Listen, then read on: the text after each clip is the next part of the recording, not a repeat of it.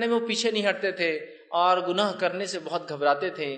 آج ہمارے پاس جنت اور جہنم کا ریئل سینس میں کوئی کانسیپٹ، حقیقی کوئی تصور باقی ہی نہیں رہا جیسا ہونا چاہیے تھا،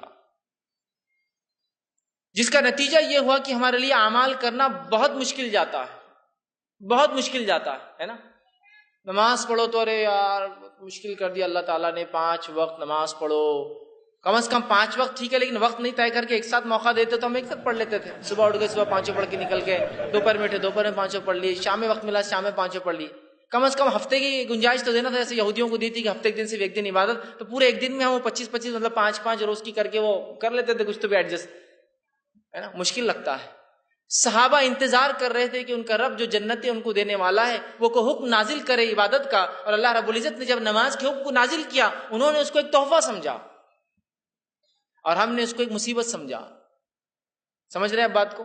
انہوں نے تحفہ سمجھا اس لیے کہ وہ سمجھتے تھے کہ جو رب ہمیں جنت عطا کر رہا ہے وہ رب کے لیے ہمیں کچھ تو کرنا ہوگا جس کے بدلے میں وہ ہمیں جنت دیں گا.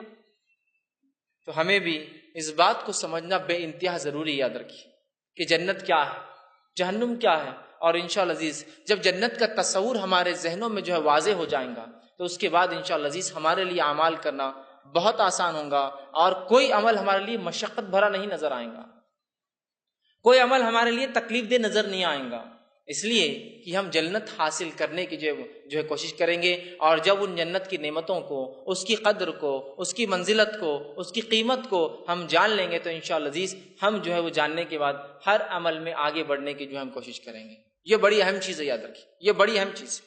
لیکن ہم دیکھتے ہیں یہ تصور